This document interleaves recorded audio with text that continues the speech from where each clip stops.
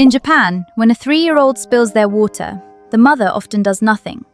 She doesn't jump up, she doesn't grab the towel, she doesn't rush to fix it. She just hands the child a small cloth and waits. And the child, clumsily, slowly, wipes it up themselves. To a Western parent, this can look almost careless. Why not just help? But that tiny moment, repeated 1,000 times, builds something most kids never get. A deep, quiet belief. I can handle this myself. And here's the hard truth. Every time we rush in to help, we might be teaching our children the exact opposite. Think about the child who can't tie their shoes at 8, the teenager who falls apart the first time something goes wrong, the young adult who calls home in a panic over every small decision. None of them were born that way. If your child seems helpless, or clingy, or gives up the second things get hard, this might be the most important 10 minutes you spend as a parent. Let me say something that's a little uncomfortable. A huge amount of modern parenting is built around removing every obstacle from a child's path. We tie the shoes, we carry the bag, we open the yogurt. We finish the puzzle when they struggle. We answer for them when a stranger asks their name. We jump in the second we see a flicker of frustration. And we do it out of love, out of patience, out of just wanting to help. No parent who does this is a bad parent. Quite the opposite. It comes from one of the deepest, kindest instincts we have. But here is what the child actually learns. Not, I am loved. They learn, I can't do this without you. And a child who believes that carries it for a very long time. Japan looked at this completely differently. The goal of Japanese parenting isn't to make childhood easy. It's to slowly, safely, hand the child the belief that they are capable. And that belief, once built, becomes the foundation of everything else. Their confidence, their resilience, their ability to handle a world that won't always be gentle. And before we go further, I want to be honest about something. Stepping back is hard, really hard. When you watch your child struggle with a task, you could finish in 2 seconds. Every cell in your body wants to step in and do it for them. It is not weakness, it is love, trying to protect them from frustration. But here is the gentle reframe that changes everything. Letting your child struggle a little isn't withholding love. It is one of the deepest forms of love there is. It is loving them enough to let them become capable. I want to show you 3 things Japanese parents do to build that. None of them cost money. None of them require being harsh. They just require one hard thing from you. To step back and let your child struggle a little. Let's start. The first idea is a word, Otetsudai. It simply means helping out, doing chores. But in Japan, chores aren't a punishment.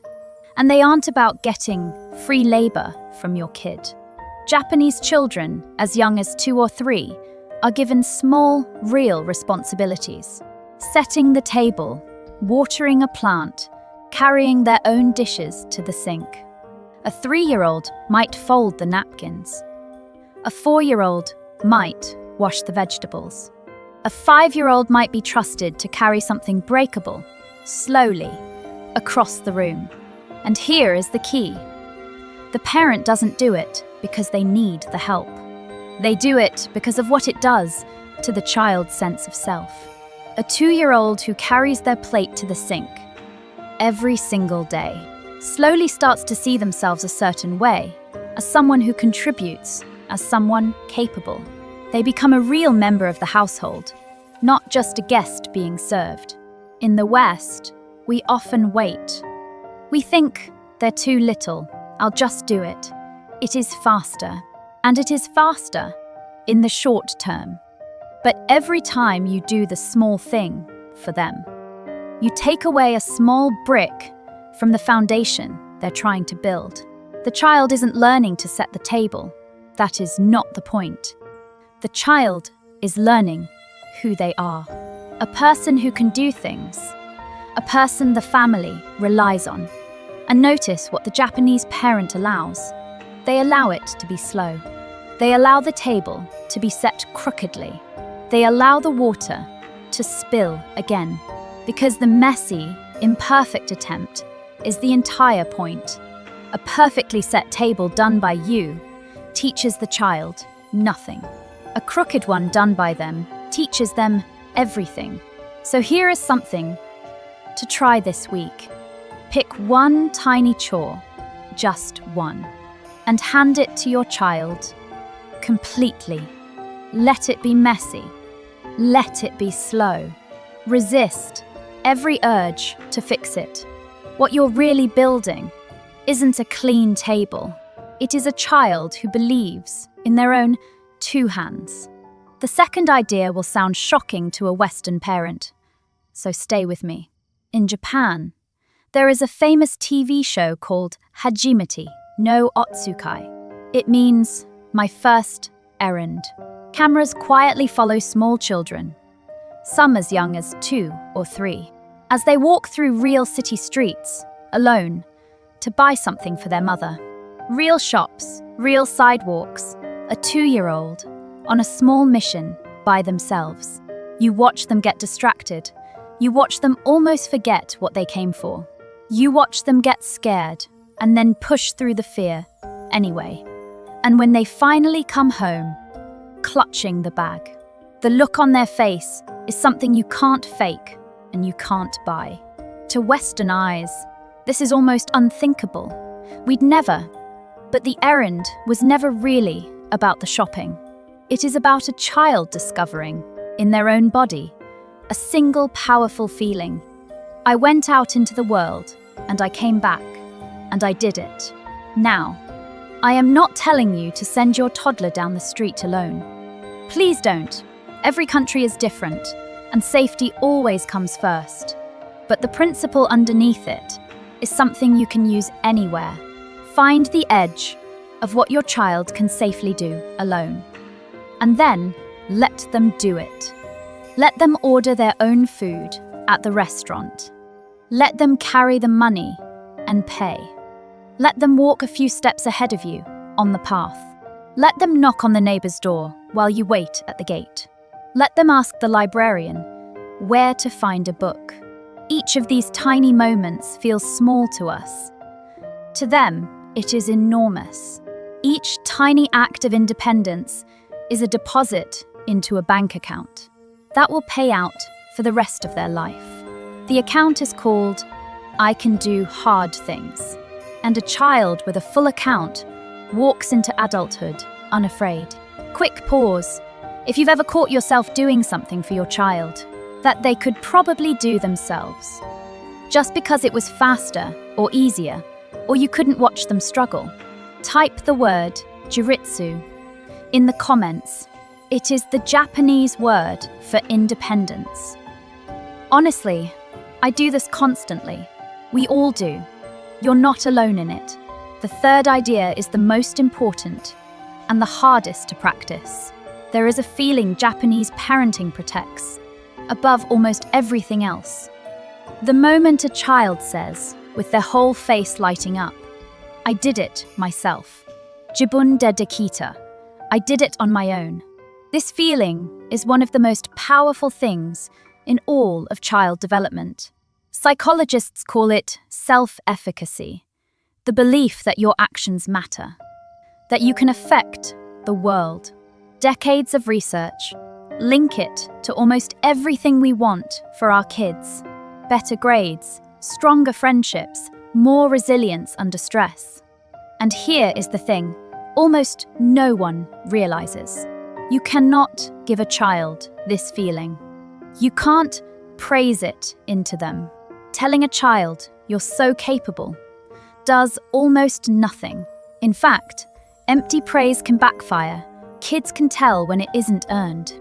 The only way a child gets it is by actually doing something hard themselves and succeeding, which means every time we step in and do it for them, we don't just save them a struggle, we steal the prize. We take away the one experience that would have built their confidence for real. This is why overhelped children often grow more anxious, not less. They've been protected from every difficulty, and so they've never collected the proof that they can cope. Imagine going into an exam having never been allowed to study.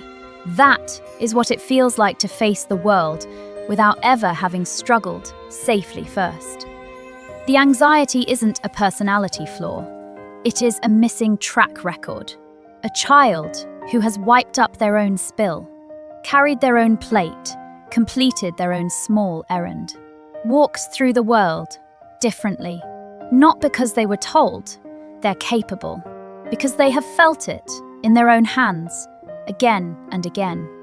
And that feeling is something no amount of love or help or protection can ever replace. And I want to gently name what is at stake here. The child we overhelp doesn't stay a child. They grow into an adult who hesitates, who waits to be told what to do, who feels a flash of panic every time they have to handle something alone. We didn't mean to do that. We were only trying to help. But the most loving thing we can do is make ourselves a little less necessary, a little at a time. That is not abandonment. That is the whole job. A good parent isn't one their child can't live without. It is one who raised a child who can. So here is the whole thing. Otetsudai. Small chores build a child who sees themselves as capable. Hajimete no Otsukai. Safe independence builds a child who can handle the world. Jibun dekita, the feeling of I did it myself, is the real source of confidence. None of this means loving your child less. It means loving them in a harder, wiser way. The hardest part of parenting was never the doing. It is the not doing. It is sitting on your hands while your child struggles with the zipper. It is watching them get it wrong and slow and frustrated and not rescuing them. Because that struggle, that small safe struggle, is where the whole thing is built. Every time you hold back and let them figure it out, you're whispering something to them without saying a word. I believe you can do this. And slowly, they start to believe it too. And here is what I really want you to take away tonight. If your child seems helpless or anxious or gives up easily, your child is not weak and you have not failed. It is just that capability is built, brick by brick, through small struggles we've been taught to prevent. You can start handing those bricks back this week. One spilled cup at a time. One last thing before I go. What is one thing you're going to start letting your child do for themselves? Tell me in the comments. I read every single one. And if this gave you a new way to see your child's struggles, subscribe to Mochi School. We have a lot more of these quiet ideas to share. I'll see you in the next one.